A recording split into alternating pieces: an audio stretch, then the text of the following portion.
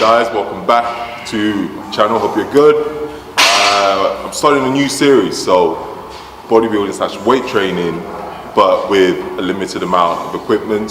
So if you train at a CrossFit box, you're a weightlifter or you're a powerlifter, and you only have barbells and dumbbells, but you don't have resistance machines, I'm going to show you how I incorporate bodybuilding style training in a CrossFit box that you can implement to your training and explain why I do certain things in certain ways. So I hope you guys find a lot of the information useful and you can implement it into your training. Let's go.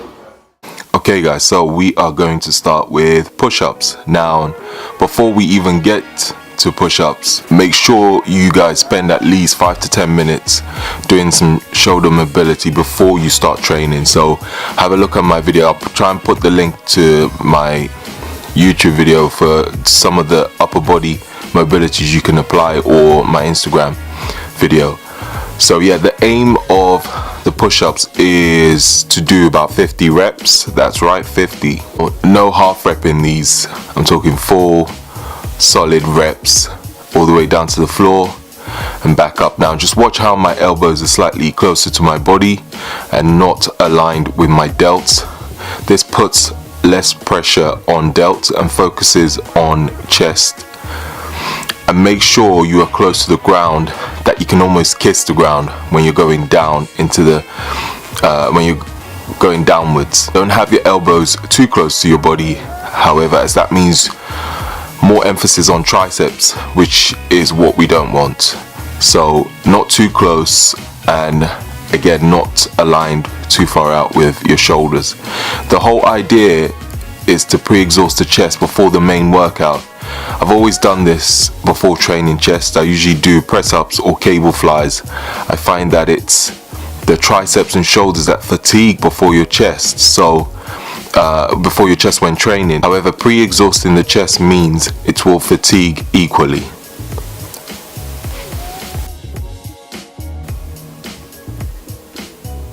So we are now on to the bench press.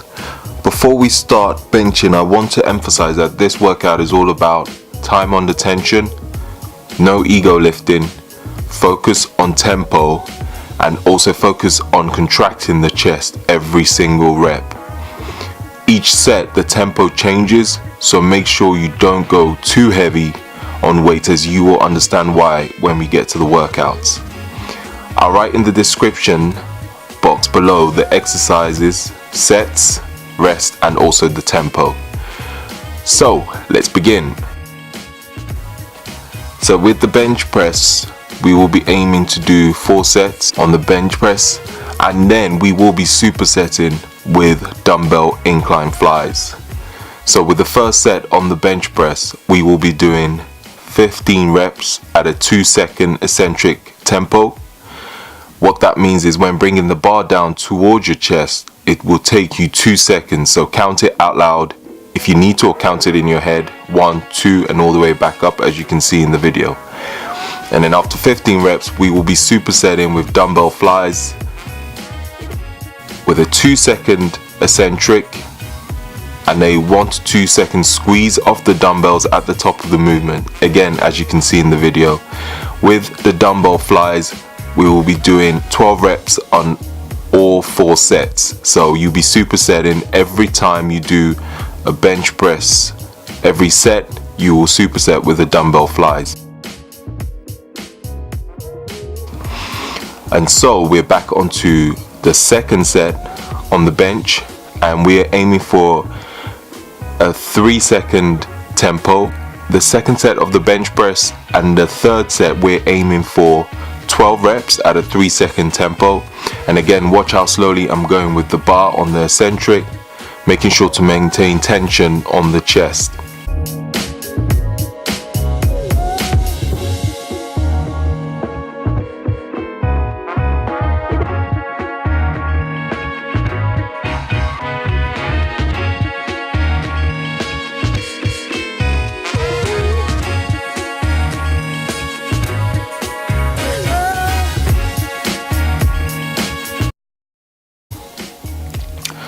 With the fourth set, we will be doing 10 reps at a 5-second tempo. Now remember, I told you about not going too crazy with the weights. Now with a 5 second, yes, 5 seconds, that makes it a lot more challenging. So some of you are probably wondering why slow, so why am I going so slow on the eccentric? Well, the longer we can keep the muscle under tension, the more muscle fibers we're recruiting to assist the movement, which leads to hypertrophy. Hence, the longer you can keep the muscle under tension, the better.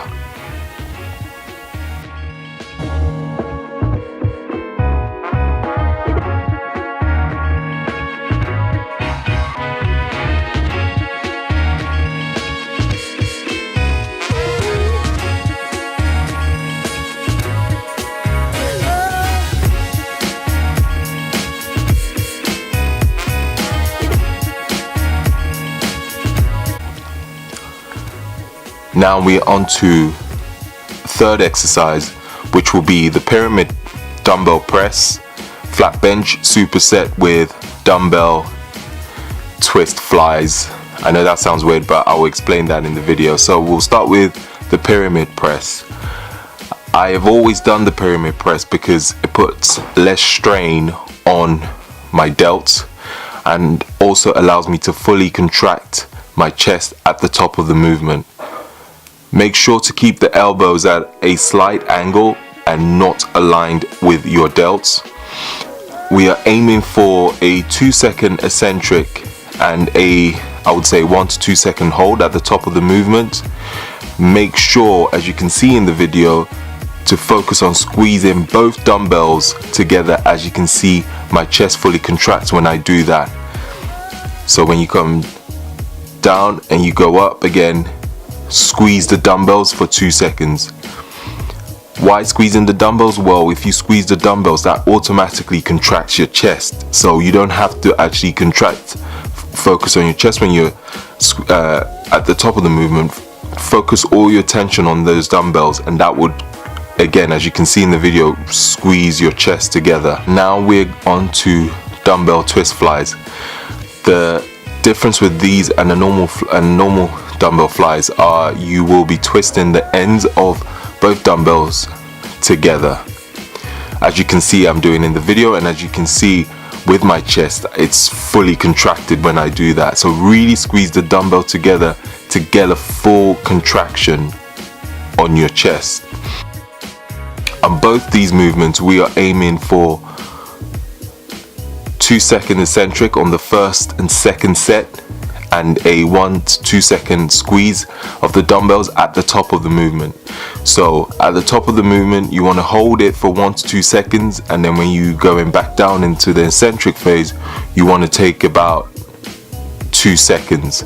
And then when you get to the third set, you want to take a 3-second eccentric and a 1 to 2 second squeeze at the top.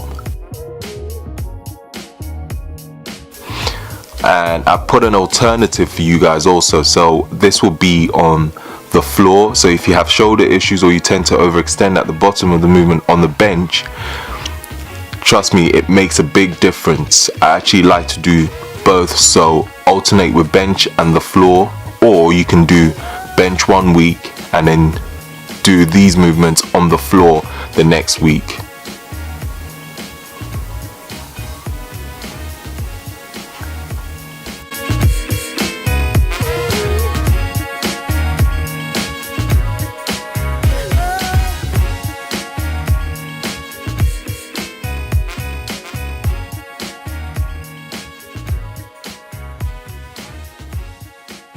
And the next exercise, we'll be doing ring press ups supersetting with bench dumbbell close grip press. Now with the ring press ups, again, the same principles with normal press ups. Elbows, bring your elbows in close to the body but not too close, but you don't also want it to be too wide, so it shouldn't be aligned with your shoulders. Aiming for a 2-second eccentric and push back up as quick as you can. These are tough but really good for also working on stability, so expect it to feel strange at first, and you will probably shake a little bit when you start doing this, but you will get used to it eventually. And also to make it slightly more difficult, I have given you a second version, which is feet elevated with a bench, or you can use a box. If you don't have rings where you train, putting 2 benches or 2 boxes close together does the trick. It won't be as hard as using rings, but still better than nothing. And then we'll be on to supersetting with close grip dumbbell press.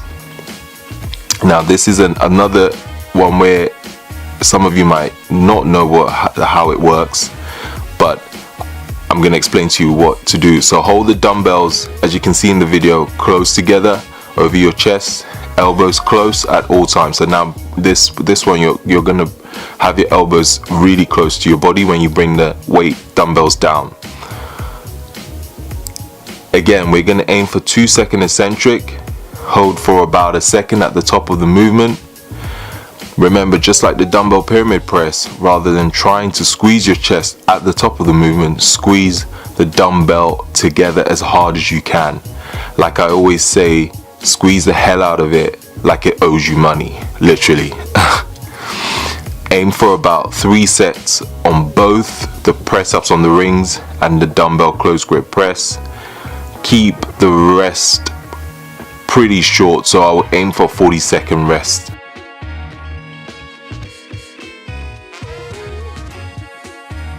Most of these exercises I'll aim for about 45 to 60 seconds on the rest ranges as well, if I haven't put that if I haven't included that.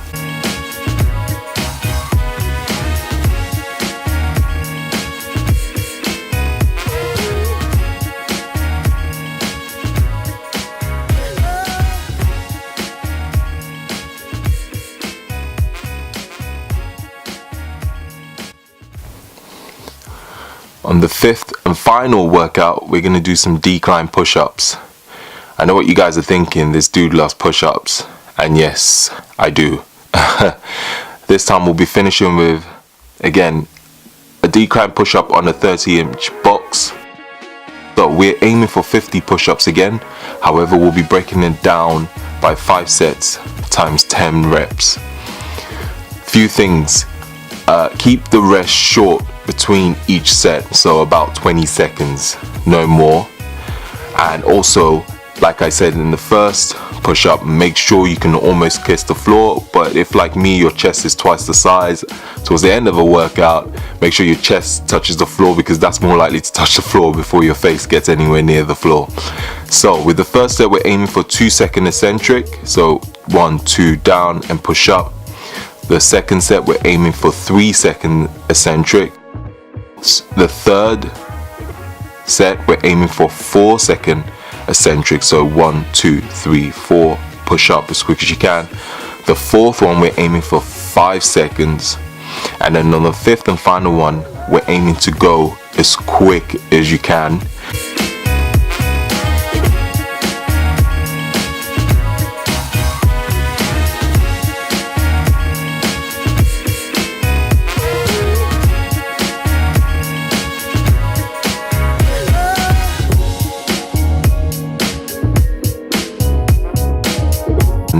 Now with this, yes, on the 5th one, you're aiming for 10 reps. However, if you can do more than 10, keep going till you literally cannot do any more. So till failure.